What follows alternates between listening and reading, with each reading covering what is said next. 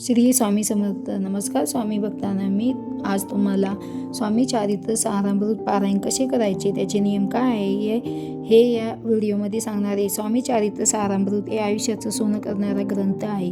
तुमच्या संकटावर उपाय म्हणजे स्वामी सारामृत. आता पारायण का करावं, कसं करावं? लग्न जमत नाही, प्रमोशन होत नाही, मूलबाळ होत नाही किंवा शारीरिक मानसिक कष्ट आहे, कर्जाचा डोंगर डोक्यावर आहे. पारायण हे आपल्याला काहीतरी हवं असतं म्हणून आपण करत असतो. संतती समस्या सगळ्यात जास्त आहे आणि या पारायणाचे 100% स्वामी चरित्र सारामृतचे अनुभव आहे. तर सर्वात महत्त्वाचं, पारायण कधी करायचे?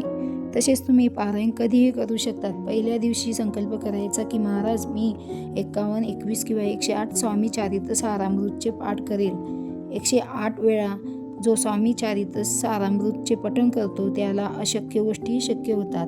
तसेच नियम अटी काय आहे? स्वामी चरित्र पारायण रोज तुम्ही 3 अध्याय करू शकतात. तुम्ही रोज 1 पाठ करू शकतात. पाठ म्हणजे काय? 1 ते 21 अध्याय. तसेच 3 अध्याय करून 7 दिवसात पारायण होते. 108 स्वामी चरित्र सारामृत पारायण दिवसाला 2 पाठ करू शकतात. म्हणजे काय? त्याला 108 दिवस लागतात. ते अर्ध्या दिवसातच होते. तसेच तुमचं 1.25 महिन्यात पारायण होईल. नियम काय आहे? तसेच तुम्ही स्वामी चरित्र सारामृत पारायण संकल्पयुक्त करता मांसाहार करायचा नाही. तसेच घरातील व्यक्ती मांसाहार करत असेल तर त्यांना करू द्या. तुम्ही मांसाहार करायचा नाही, पण तुम्ही स्वामीची सेवा थांबवायची नाही. जो करेल सेवा त्याला भेटेल मेवा. 108, 21, 51 स्वामी चरित्र सारामृत पारायण होईपर्यंत तुम्हाला खायचे नाही. जर तुम्ही संतती प्राप्तीसाठी पारायण करायचे असेल तर तुम्हाला ब्रह्मचर्या पाळी नाही तरी चालेल. कुठेही गावाला तुम्हाला जायचं असेल तर एका दिवसात जाऊन रिटर्न येता येईल असं करावं. तर पहाटे उठून स्वामी चरित्र सारामृत पाठ करा. काही झाले तरी खंडन पडू देऊ नका. मानसिक धर्म आल्यावर तेवढे 4-5 दिवस तो नैसर्गिक खंड आहे. आपण त्याला काहीही करू शकत नाही. तुम्हाला तुमच्या घरी पारायण करायचे आहे. तुम्ही गावाला सासरी पारायण करू शकतात.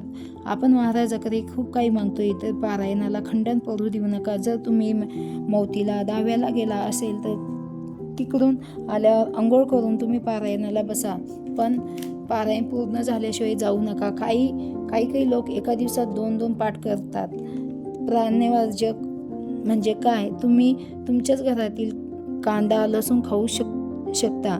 शेजारी जेवायला गेलो तर अगोदर गायत्री मंत्र म्हणायचा. शक्यतर या गोष्टी टाळाव्यात. पारायण करताना तुमचं मन शुद्ध असणं गरजेचे आहे. तुम्ही कोणाबद्दल वाईट बोलत नाही हे महत्त्वाचं असतं. जर तुम्ही 3 पाठ करता आणि कोणालाही वाईट बोलता, कोणाची तरी वाईट व्हावं असं तुम्हाला वाटत असेल तर अशा वेळी तुम्हाला कुठलाही देव पावणार नाही. हा सगळा श्रद्धेचा आणि विश्वासाचा खेळ आहे. पारायणाच्या काळात खूप अडचणी येऊ शकतात. तसेच स्वामी चांगल्या लोकांच्या पाठीशी असतात. अशीच नवनवीन माहिती पाहण्यासाठी चॅनलला लाईक, शेअर, कमेंट आणि सबस्क्राईब करा. धन्यवाद.